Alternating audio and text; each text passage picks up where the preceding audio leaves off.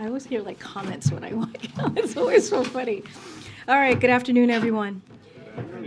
For the second time in recent days, a California community has been devastated by a mass shooting, and families are mourning loved ones lost to a senseless act of gun violence.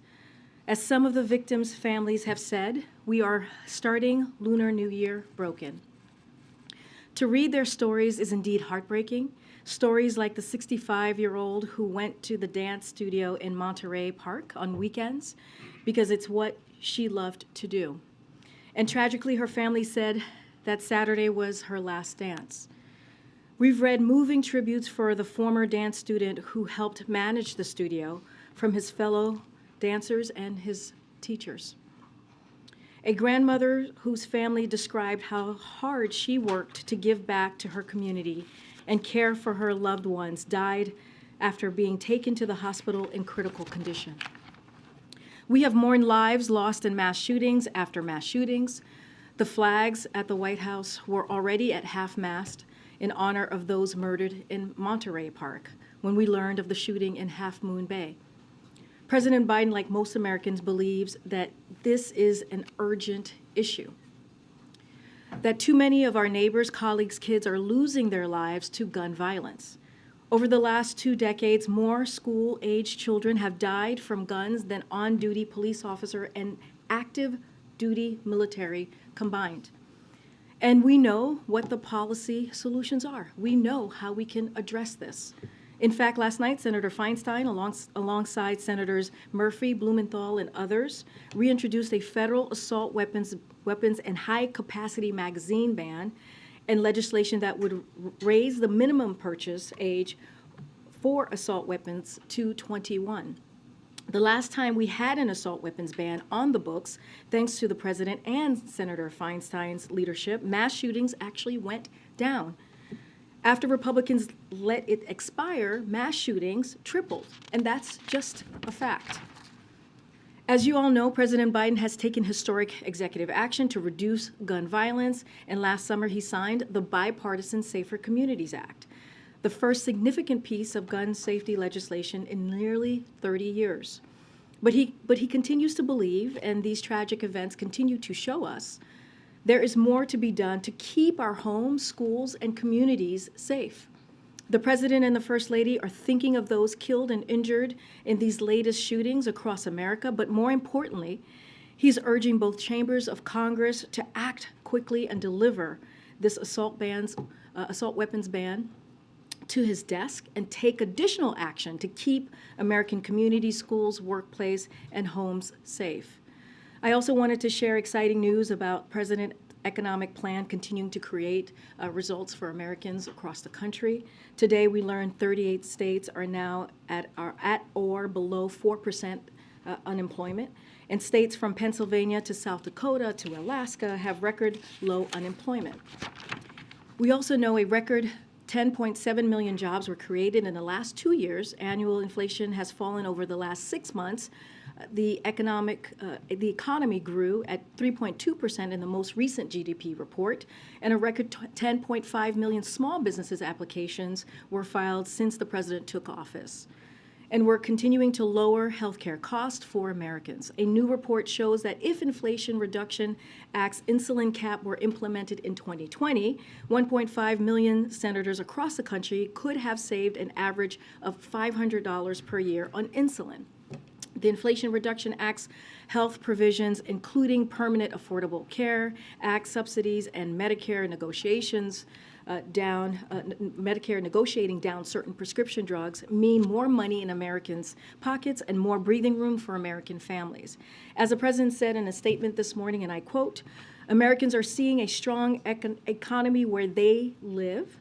They are seeing their neighbors back to work with higher wages, even accounting for inflation. They're seeing prices down at their pharmacies. They're seeing new businesses opening with most Americans applying to start small businesses at any time on record," end quote.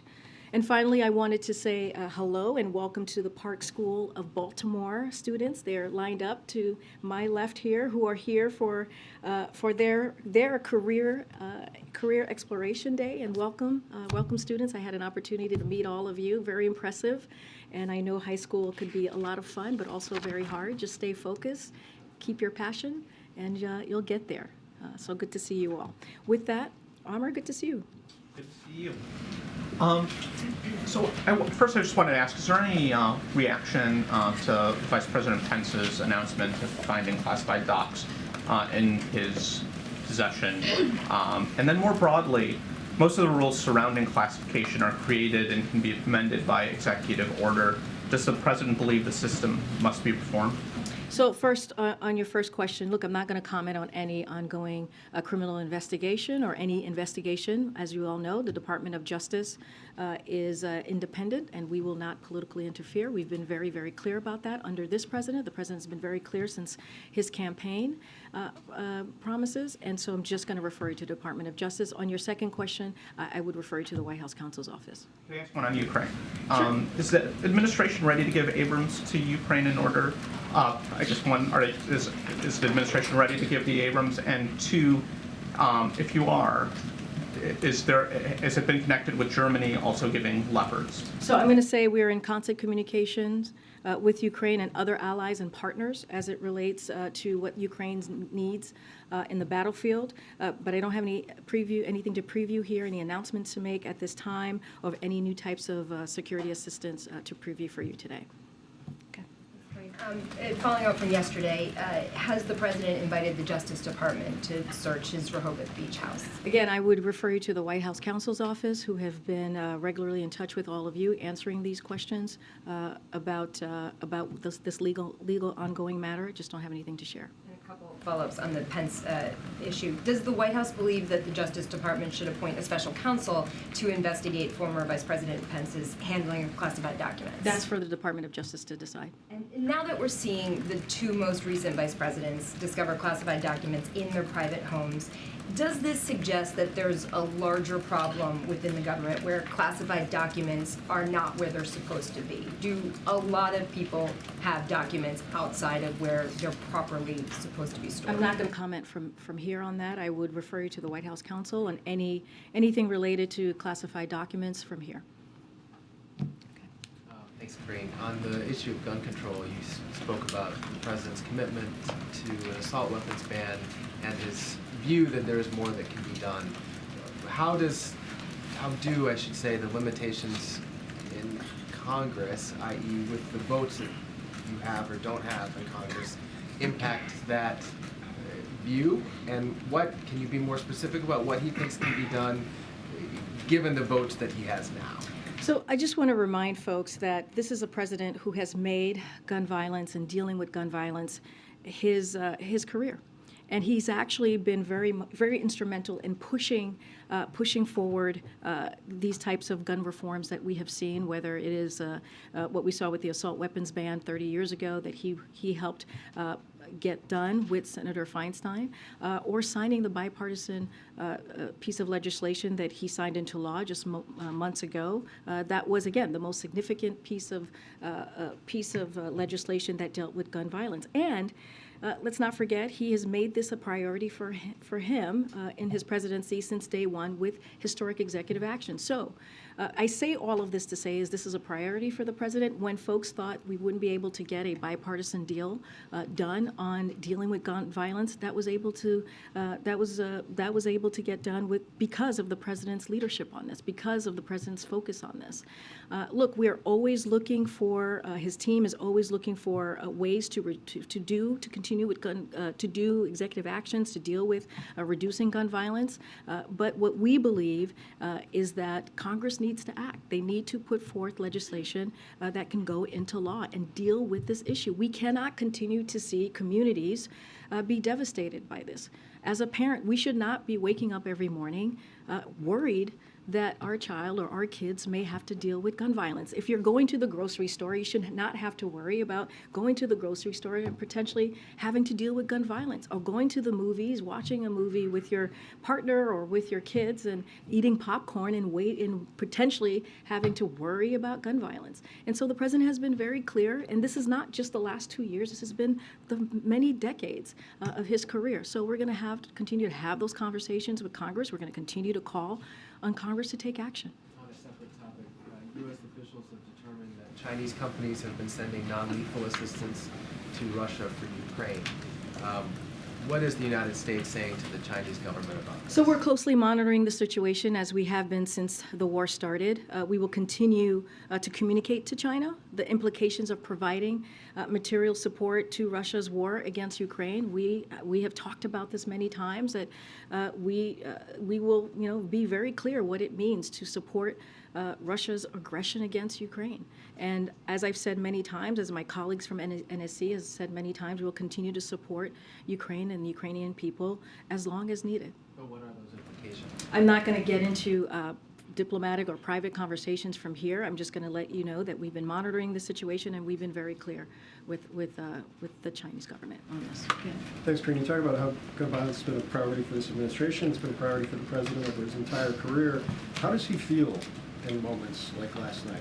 Is it frustration? Is it helplessness? Personally, how does he deal with this continuing to be a major problem in the country? You know, Phil, I would say that you've seen him out there, sadly, with many of these tragedies, mourning with the families, offering his support to families, and it continues. You continue to. What you see from him is certainly how he feels when he sees these types of travesties. You saw that in Uvalde, sadly, when we saw kids who were gunned down, where families had to identify, the way they would identify their own children was through DNA. That's how horrible that situation was. You saw him in Buffalo, New York, meeting with the 10 members, the 10 victims who were killed, and him meeting with those families and dealing with their heartache. And so this is a president that feels, right, that is able to feel what people are going through, because he knows what loss means to families. So, yeah, he wants to continue to fight. He wants to continue to speak out against this. You've seen his statements over the last several days, sadly, and what we have seen with gun violence across the country. And so you'll continue to see that, and he will continue to speak about this in a way that lifts up the families who are dealing with this loss, very devastating loss, and continue to call on Congress to take action. And then one more shot on the Pence documents. Is there any sense inside the White House that this perhaps shifts the political or public perception dynamics of what the president has been facing over the course of the last several weeks? I'm just not going to comment from here. Got Joey. Yeah. Sorry. I thought you were there yesterday, Yeah, Joey. no, but it was Michael. I apologize, Well, no. Michael. Do you have any update on whether the president plans to visit California? I know you were asked yesterday, but since then, as we've noted, there was a second mass shooting there. So no plans at this time to preview about a presidential travel to California. You saw his statement. I just kind of read part of his statement. His heart goes out to the families, to the victims of the families, and we will continue to fight to make sure we deal with this issue. We deal with gun violence. We started with the executive actions, the historic executive actions that the president was able to do the first 2 years of his administration. We were able, again, as I mentioned, sign a bipartisan piece of legislation to deal with gun violence, but we need to do more. We need to do a lot more, and so the president's going to continue to call for that. I don't have anything to preview about a trip. Yeah, and you were kind of alluded to this, or asked a little bit about this, but what is the strategy now to pass the assault weapons ban that Feinstein introduced? I mean, you're talking, of course, about a Republican-led House now, and so what can the White House do to actually overcome those numbers? Yeah, and one thing I just want to go back to on California, the president has been in touch with local and state leaders, and his team continues to offer support to the local government and clearly Governor Newsom's team in any way that we can to be helpful to what they're dealing with today, this week, I should say. Look, it is, you know, it is a priority for the president. It really is. That's why he's taken executive actions. That's why his team has worked with Congress on this bipartisan legislation that was passed several months ago. And he'll continue to do that.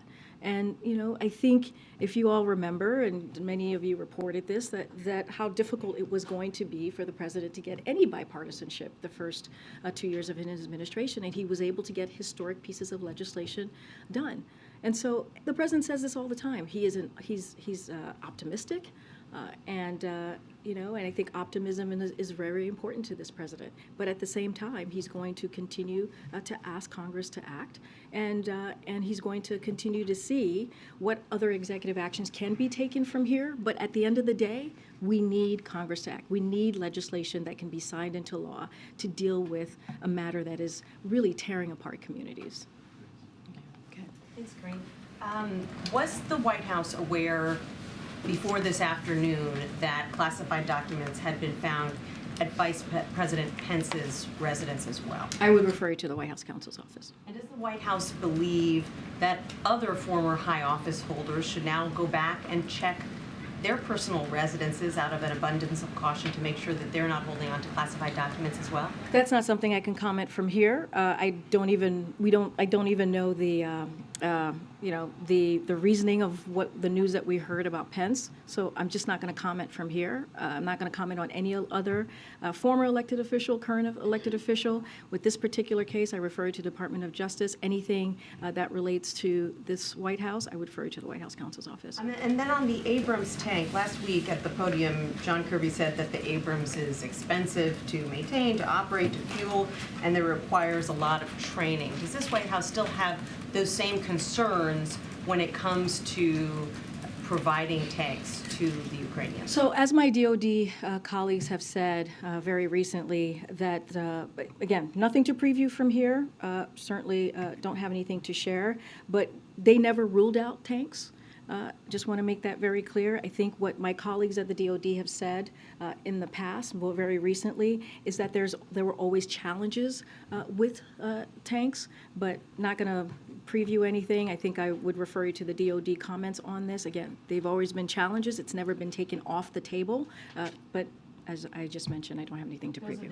Those are the challenges. What are the benefits to the potential of I mean, providing tanks? we've always said, again, nothing to preview, want to be very clear here.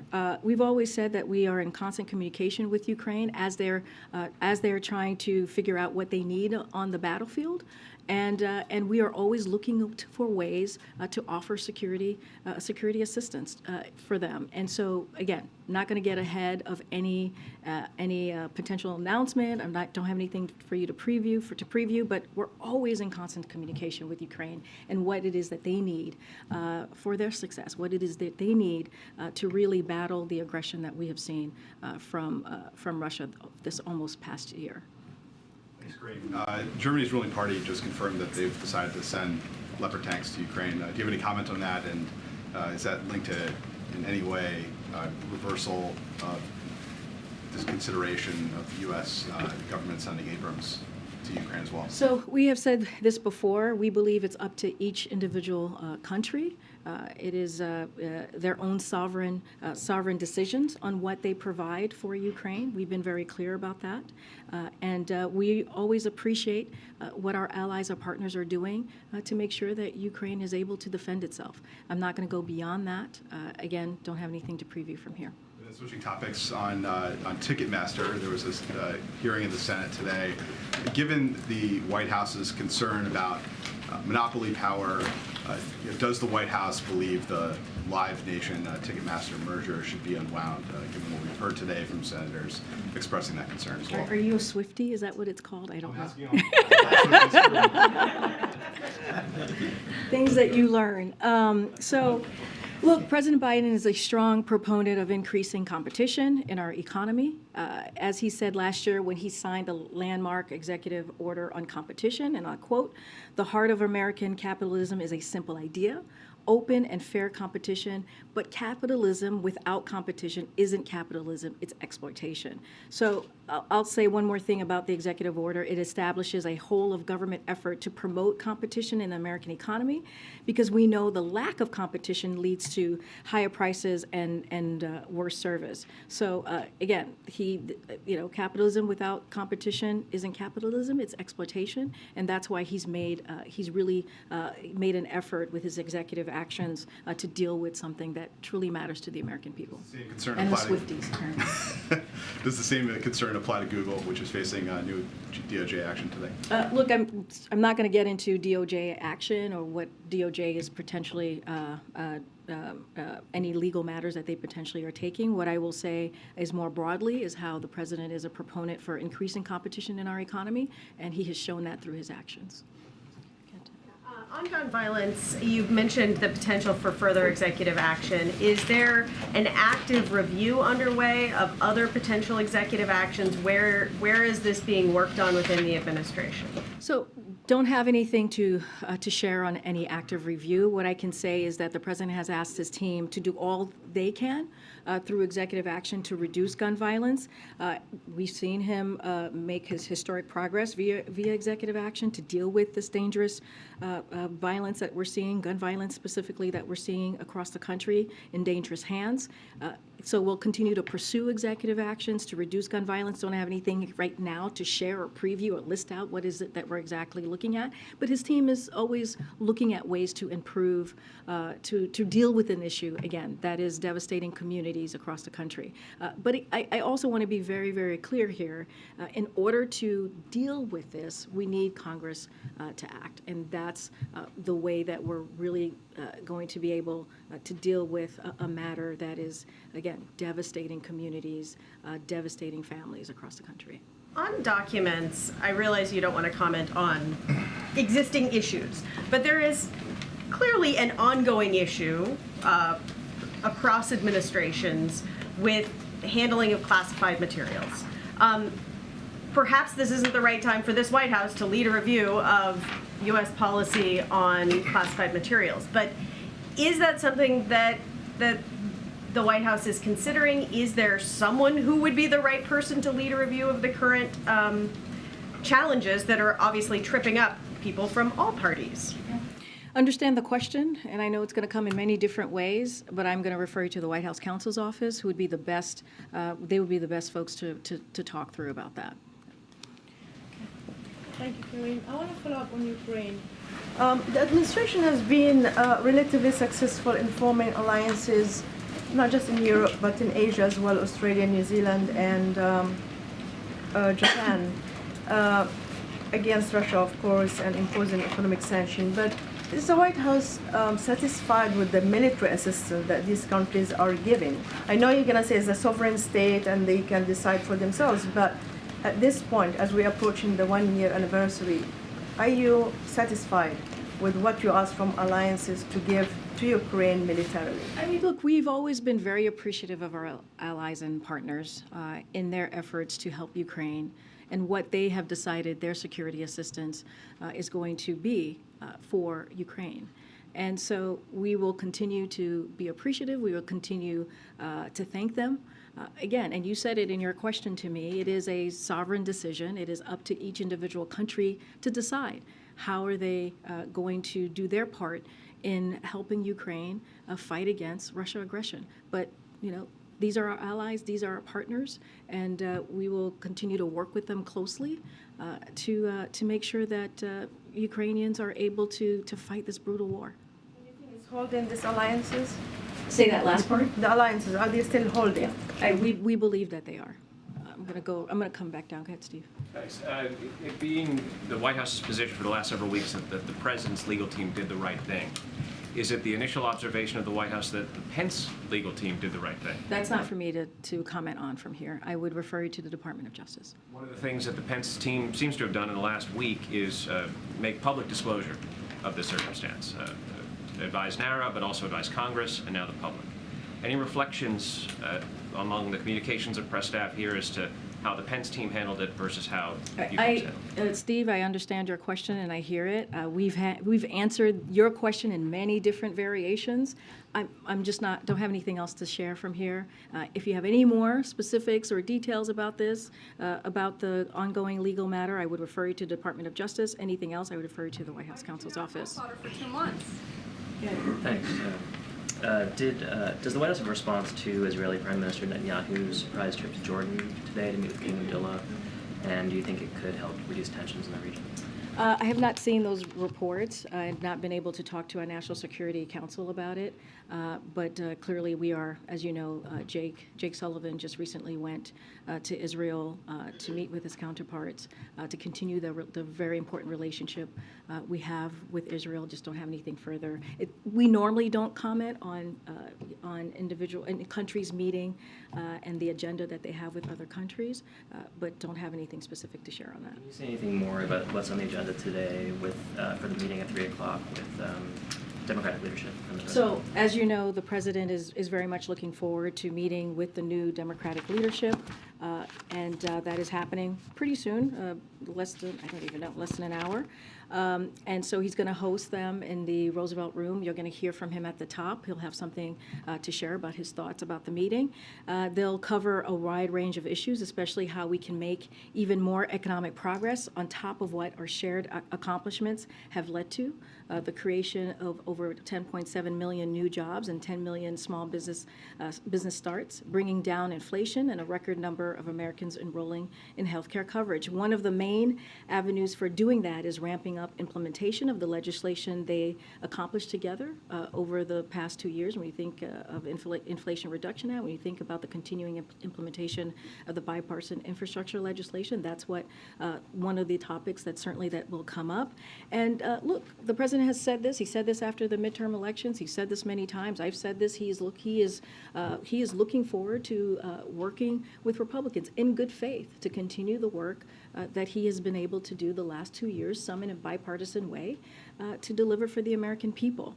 But look, he is also going to call out, and we have said this before, continue to call out any dangerous extreme MAGA Republicans. He can do both.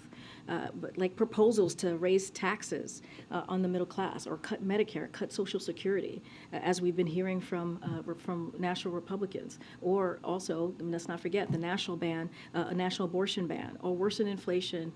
And so those are the things that the president is very focused on. And I think the most important thing that I think you can take away from this is he wants to continue to deliver for the American people. He's willing to do that in a bipartisan way, but it has to be in good faith. Go ahead.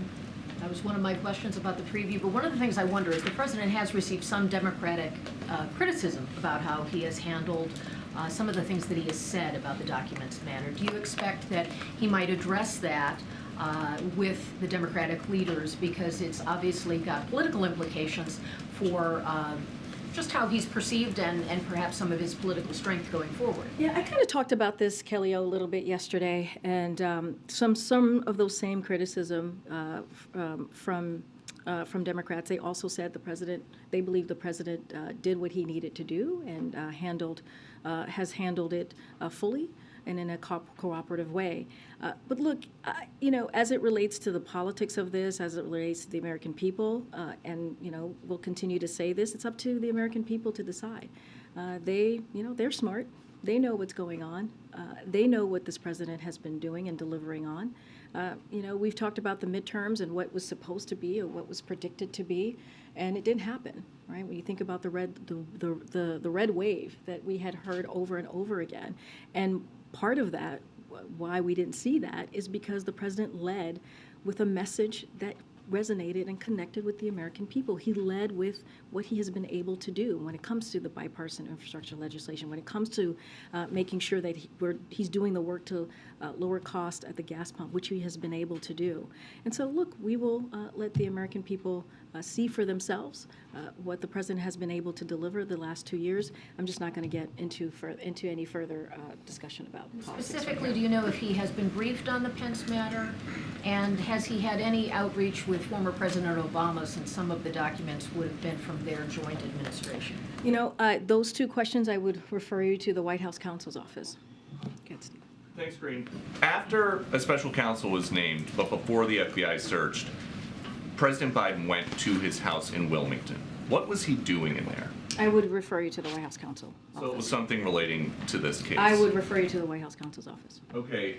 Do you think that this story was leaked by someone trying to bruise the president politically ahead of a re-election announcement? I would refer you to the White House counsel's office, as they've been the ones who've been closely involved. Okay. More basically, we know the president did it. Why did he do it? I would refer you to the White House counsel's office. In the president's own words, he admits to having information that wasn't his. Why did he smuggle it out? I will let the statement of the president stand for itself. I'm just not going to go into down a rabbit hole with you on this. Why did he not tell you about it for months? Karine, yes, thanks. Slight shift to topic. Haiti. The UN envoy to Haiti has just been saying today that it's basically out of control and the gangs run, well, they don't really run anything, but they're in charge.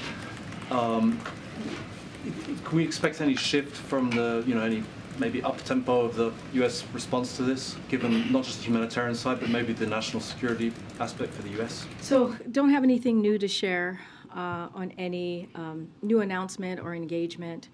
Look, this is something that we have been monitoring very closely, and we have done, everything that we can to, in this time, to help the Haitian people, to help in a way that could really make a difference in the humanitarian aid, as you just laid out, and I just don't have anything else to share beyond what you laid out. But this is truly important to the president and what's going on in Haiti, and you've heard us talk about it. Over the past several months, you heard the president talk about this at Knowles when he was in Mexico City, when he met with the Canadian Prime Minister, when he met with the President of Mexico. It was clearly on the agenda, and a conversation that they had. We had a readout on that specifically. It was brought up in the press conference that they had. Just don't have anything further to share. Karine, since you don't have any answer on the classified document, Go are you ahead. still a good fit for this job? Go ahead. Because we Go ahead, do my not friend. seem to have any answer for you. Go ahead, my friend. Has any meeting been set between the president and the speaker yet? Don't have a meeting to announce from here with Speaker McCarthy. I know that it is we've commented on this. This is something that the president is certainly looking forward to. And look, he's willing and wants to work with the speaker in good faith and delivering in a bipartisan way for the American people. Don't have anything to preview at this time. Before or after the State of the Union? This is something that he would, as you know, it's tradition, right, for the president to meet with the new Congress before the State of the Union. Just don't have anything to share at this time. On the meeting that will happen, I know that when the president spoke about it, it was in the context of the deficit and debt, having those conversations. Is that sort of what the engagement would be limited to, or would the president want to expand out you've talked a lot about gun violence or the border? So look, there's going to be a range of issues that's going to be discussed. As you mentioned, when he was talking about the deficit, he was talking about wanting to work in a bipartisan way to continue to lower the debt, right? Which he has been able to do by $1.7 trillion in a historic record. He's always willing to have good faith conversation to deliver for the American people in that way. But when it comes to the debt limit, the debt ceiling, the president has been very clear. I have been very clear. You've heard from our economics team about that, how this should be done without conditions. That still stands. And we can't forget that, and I talked about this a little bit yesterday, the debt ceiling has been dealt with 78 times since 1960, 49 times under a Republican president, and 29 times with a Democratic president. And let's not also forget, I think this is something that people who need to understand, when you talk about the debt ceiling, you're talking about not more new spending, you're talking about what Congress, the bill that Congress has racked up, right? This is their basic duty to deal with the debt ceiling. When the president walked in, if you look at the debt ceiling right now, 90% of it was before the president walked into office. So this is their duty. This is their duty to do this in a bipartisan way. That's what we're talking about. And when Republicans are saying they're going to, they want to cut Social Security, they want to cut Medicare, they want to cut programs that Americans have paid into, that's going to hurt senior citizens, that's going to hurt our veterans, that's going to hurt taxpayers. And so that's what we're talking about. And so it is their basic duty to deal with this. Go ahead, Stephen. Oh, thank you, Karine. I have two questions. The first, New York Congressman Nick LaLota is skipping tonight's presidential reception for new members of Congress in protest of White House coronavirus rules that require an attestation of vaccination and a negative test result. LaLota says the rules are arbitrary and unscientific and should be far behind us. Does the White House have a reaction to that? So haven't seen that reporting or those comments from the congressman, but I'll say this. We have protections in place to protect staff and the President of the United States. COVID isn't over. We've been very clear about that. Hundreds of Americans are dying every day, and cases are increasing right now, today. That's why we take common sense measures like COVID testing ahead of large indoor gatherings at the White House. And so this is an important issue that's been important when we're talking about COVID and dealing with COVID and coming up with comprehensive ways to make sure that people get vaccinated. That's something that the president dealt with from day one of his administration.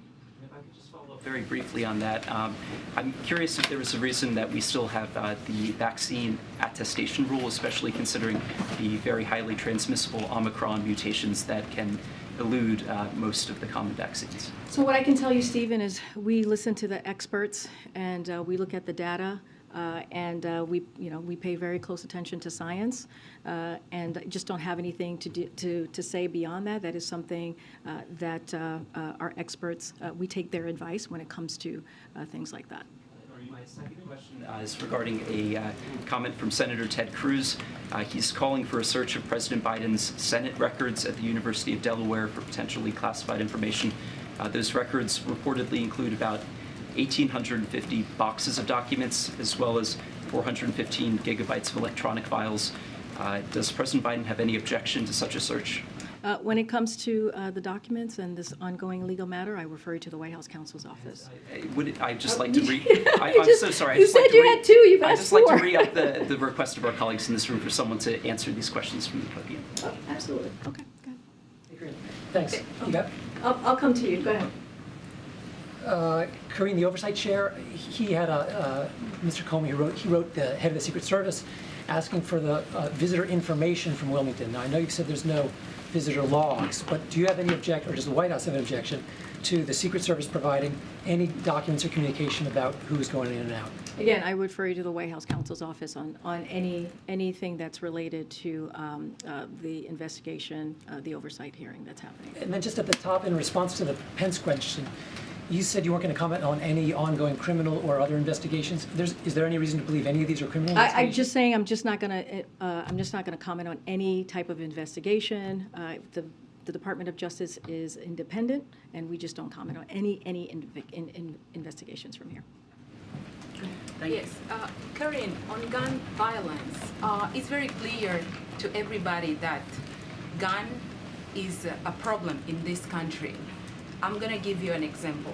In Africa, when we see news from the U.S., like a 6-year-old boy bringing gun to school, and we see people going to the movie theater being killed by gun, and also seeing people in this country that have not seen war, but are killed by gun, is extremely scary for us.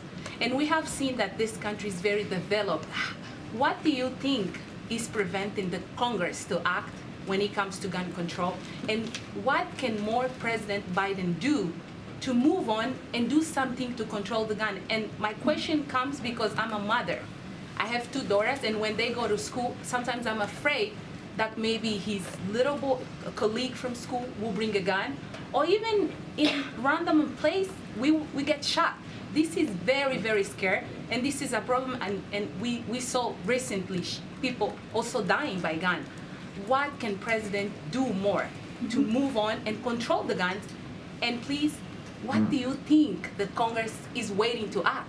So when it relates to the Congress, you have to ask Congress. You have to go over to Congress and meet with congressional members and ask them that very question. Lay it out just the way that you laid it out to me. I think it's an important question for them to answer. But also, we saw last night Senator Feinstein, along with Senators Murphy and Blumenthal, reintroduce the assault weapons ban, which we support. And we encourage for Congress to act on that piece of legislation. Look, again, I would suggest you go talk to them about this. Look, you just laid out what I just said, right? You just laid out about going to the movie theaters and being worried about gun violence. You just laid out about being a parent and worrying about your child going to school or going to the grocery store and worried about gun violence. That is something that we should not have to deal with. And this is something, again, if you look at the president's record as a senator, you look at his first 2 years as president, he's dealt with this issue. And he's going to continue to do what he can from here, use the tools of the federal government to take action. He has taken historic executive actions, as I just laid out moments ago. But when it comes to really, truly dealing with this issue, we need legislation. We need legislation. We need Congress to act. So we are thankful and we are hopeful to see what occurred with this legislation that was introduced, again, by Senators Feinstein, Blumenthal, and Murphy. And we're going to continue to encourage Congress to act. But I would pose the question that you just asked me to Congress. Okay. Just a follow-up quick, still on gun violence.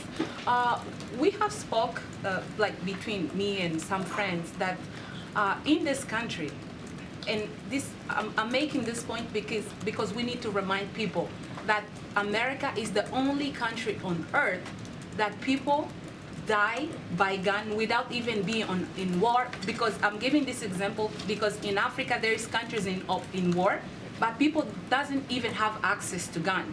It's very hard because the government and everybody is very conscious that the guns can cause a lot of destruction. But in this country, it's very normal for everybody to have access to gun, and this needs to be controlled. But what can people like me, common people, what can we do to help control gun in this country? Well, look, what I can speak to, there are many ways that people can get involved in dealing with the gun violence that we're seeing here. I'm not going to make any suggestions, but there are ways that folks can go out there and participate in a way that's healthy, in the way that actually helps deal with a real issue. What I can speak to is what the president has done. What I can speak to is what the president believes. What I can speak to is the president's record on this, which is you can see for yourself as a senator this last 2 years as president in the executive actions that he's taken. He signed a bipartisan piece of legislation, as I just mentioned moments ago, to deal with, in taking one step to deal with gun violence. And so, look, that's what I can speak to. That's what we can talk about very clearly. And we are going to continue to discuss and have the conversation and call on Congress to act. All right, go ahead. Thanks, Karine. We heard you talk about the statements that President Biden put out, but why haven't we heard the president address the American people on camera about these recent shootings? He's taken, which one? About the shootings that have happened recently. Yeah, I mean, he has... He's talked about it many times, as you know, and I'm sure you'll hear from him in the upcoming days to talk about what he has seen and how devastating the gun violence, especially this week, has been. And look, you've seen him, as I mentioned, in Uvalde, when he was comforting the parents of the kids who were murdered. You saw him in Buffalo when he was again, comforting families who saw their family member murdered. And it's been too many. And so you'll continue to hear from us. I think when the president puts out a statement, that is a very powerful action by the president. You all take it. You all repeat what the president has said. So I would take that as a serious communication for the president, as you all already do. And he'll continue to speak out about it. And have you spoken with the president about the most recent report that more documents were found at his home personally? No, I have not. Why didn't Biden tell you intentional about the documents? Does the White House have a response to former Secretary of State Mike Pompeo, who in his new book and in a tweet sent this afternoon has referred to Jamal Khashoggi as an activist and a part-time stringer. So I'm gonna let Mr. Pompeo speak for himself. Here's what I will say, and what we will say from the White House about this issue. From the earliest days of this administration, we took the murder of Jamal Khashoggi very seriously. That included releasing intelligence community report on the murder, which was not done in the last administration, sanctioning a number of Saudi officials and entities, and instituting the so-called Khashoggi ban. Again, I will let Mr. Pompeo speak for himself. Do you think Jamal Khashoggi, would you consider him an activist? I'm not going to get it. I'm not going to get into describing Jamal Khashoggi. I can tell you how we acted and what we have done over the past 2 years, and be very clear on what the White House has the actions that White House has taken. Okay. Thank you so much. Another Africa question for you today, with news that the UN ambassador is heading to the continent and Janet Yellen is there right now. What messages are these two top cabinet officials trying to send to African countries broadly? How do you combat concerns and perceptions that the continent is yet again being used as a battlefield for a proxy war between East and West? And then also, how do these visits lay the groundwork for the president's promised visit to the continent? And any details on that would be awesome.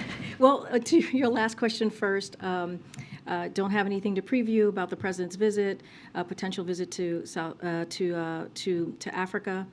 We have said that he is going to make a visit, just don't have anything to share at this time. So our partnership in Africa is not about other nations. Our partnership there, it's as demonstrated by our commitments at the U.S. Africa Leaders Summit. The United States sees African countries as genuine partners and wants to build relationship based on mutual respect. That's what you saw at the summit, and that's what the president has been consistent on, and that's what we want to see. Our focus is on Africa and our efforts to strengthen these partnerships across a wide range of sectors, spanning from businesses to health, to peace and security. Building on those efforts, we've had Secretary Blinken and Secretary Yellen travel to the region very recently. And as you noted, we have Ambassador Linda Thomas-Greenfield's upcoming travel to Ghana, Mozambique, and Kenya, and that's going to be from January 25th to the 29th. The ambassadors, this is going to be the ambassador's third trip to the sub-Saharan Africa, and since she took up her position at the U.S. ambassador to the United Nations, she's gone 3 times under this current tenure that she's currently doing. And you will continue to see us following through the president's commitment and to step up our engagement across Africa this year and beyond. Look, this is a commitment. We saw it when we put the summit together with 49, 50 heads of states who were here, right here in D.C., and that was over 3 days, and the president participated in the summits, his team participated in the summit, and we talked about issues that really mattered to the continent and issues that really mattered to us as well. Sure, why those specific countries were chosen? You just mentioned Kenya, Mozambique, and Ghana. I would refer you to the UN, to the ambassador's office. As I said, it's her 3rd trip, right? So she's gone 2 other times, and so I would refer you to their specific strategy on why these 3 countries. Go ahead, Courtney. Thank you. I wanted to ask if you have any information at this point about the release of the budget for next fiscal year. So, as you know, the president is looking forward to releasing his budget to the American people. Clearly, that's something that is important for this president to do. And the OMB, his team at the OMB, is working very, very hard in getting that done and the timing. And obviously, his budget for 2024, and don't have a time for when this is going to happen. But again, this is something that he wants to make sure that he wants to share with Congress and the American people, and it's a priority to him. It used to be at the beginning of February, and when you entered the administration, I don't think you all have met that deadline yet, or that time frame yet. Does that have anything to do with when last year's appropriations were done? I mean, what's affecting why you wouldn't have a date yet? So look, the omnibus, the timing of the omnibus late last year certainly has an impact on the budget's timing, but certainly we'll be in touch with when we're ready to share the president's 2024 budget. Thank you. Go around. Thank you. There was reporting from Japan that the U.S. decided it will not deploy land-based medium and intermediate range missiles to Japan. Can you confirm this decision and say what is under consideration in terms of where the missiles will be deployed?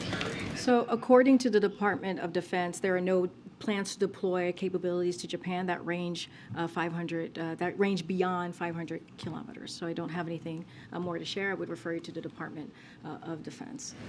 Go ahead. When the president speaks on the economy later this week, how much of that will be talking about his own record and how much will be warning about what Republicans in Congress want to do, such as the sales tax?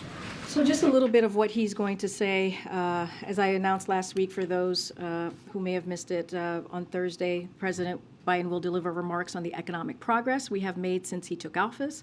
The president will contrast his plan to build an economy from the bottom up and the middle out, and to protect and strengthen Social Security and Medicare, with the congressional Republican plan to cut Social Security, Medicare, and other vital programs and impose a 30% national sales tax that will increase taxes on working families. His remarks will be in Springfield, Virginia, with union workers who are benefiting from his economic plan. And so we'll have more to share on that tomorrow. But again, as you just heard me lay out, it's going to be a contrast with what we're trying to do and what the Republicans have laid out. But again, the president has always been very clear. He's willing to work in good faith in a bipartisan way with Republicans to continue to deliver on the economic successes that you've seen from this administration in the last 2 years. Thank you. Thanks, Karine. Thanks, Karine. I want to ask about, to follow up on the story of Chinese companies providing assistance for Russia. Did you have now a clear sense whether the Chinese government is aware or approving this or not? And my second question is on Turkey, but can you please answer this? Oh, I'm sorry, can you say your first question again? It's just hard to hear. About the Chinese companies providing assistance for Russia. Do you have a clear sense whether the Chinese government is aware of that or not? So can't speak to that, if the Chinese government is aware of that or not. We're closely monitoring the situation, as I just stated earlier, as we have been since the war started. And we will continue to communicate to China the implications of providing material support to Russia's war against Ukraine. Don't have anything specific on what they know or not know, but we're certainly always communicating with them. And on Turkey, yesterday, President Erdogan said that Sweden should not expect that Turkey would support Sweden to join NATO over Quran burning. How do you respond to his comment and also to the incident? So I talked about this a little bit yesterday about how we see this, and we have said before, many times before, that Finland and Sweden are ready to be NATO allies. That's how we see things. Both are members of NATO's Partnership for Peace and NATO's Enhanced Opportunities Partnership. Their militaries work seamlessly with alliances, forces. Finland and Sweden have already taken concrete steps to fulfill the commitments they made under the trilateral memorandum of agreement with Turkey, signed on the margins of the NATO summit in Madrid, as you all know. And that includes substantially strengthening their bilateral cooperation with Turkey on key security concerns. We continue to expect that NATO will formally welcome Finland and Sweden as members. This will enhance their security, as well as that of the Euro Alliance region. So as their membership process continues, the United States is fully committed to Finland's and Sweden's accession.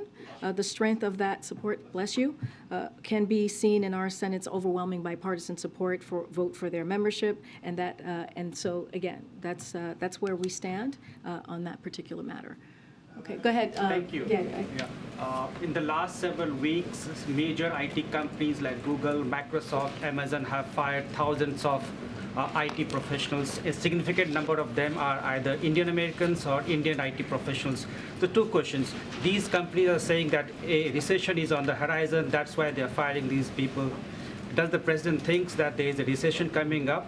And secondly, these Indian IT professionals who are on H-1B visa, they have to leave the country in 16 days.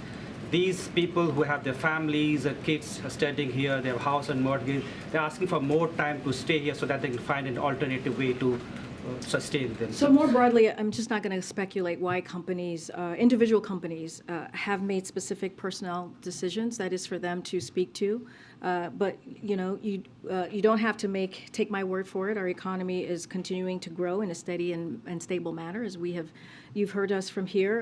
And you just have to look at the economic data. When you look at the CPI data, you look at PPI, and so. More broadly, again, when it comes to economy, layoffs remain near record lows according to job opening data. Again, I'm just not going to get into specifics or why this is happening.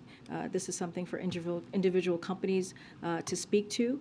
And look, the president has said this many times. He's going to do everything that he can to make sure this is an economy that works for everyone, that works from the bottom up, middle out, and that's what you've seen from his economic plans. But you know, the president understands firsthand how the impact of losing a job can have on a family. He understands that very personally, but just not going to get into individual specifics. The status of those who have been fired, how can they stay here in this country? I don't have any specifics on that when it comes to how they can stay here. What I can say is speak more broadly about what we're seeing through the data. Don't want to comment on individual companies. I can speak to how the economy has actually been more of a stable and steady growth because of the president's actions. Go ahead, Laura. Hi. Heading into this meeting with the congressional Democratic leaders, is there anything you can tell us about the relationship between President Biden and Leader Jeffries? Obviously, we know his relationship with Speaker Pelosi before, and he goes way back with Schumer, but what kind of relationship, if any, does he have with Congressman Jeffries? The president sees Congressman Jeffries, Leader Jeffries, as a vital partner in this, and is looking forward to continuing to work with the congressman, and also is proud to work with the congressman closely as we push forward on our shared agenda, our shared priorities in the 118th Congress. Okay. Thanks, everybody. We'll see you tomorrow. Thank you.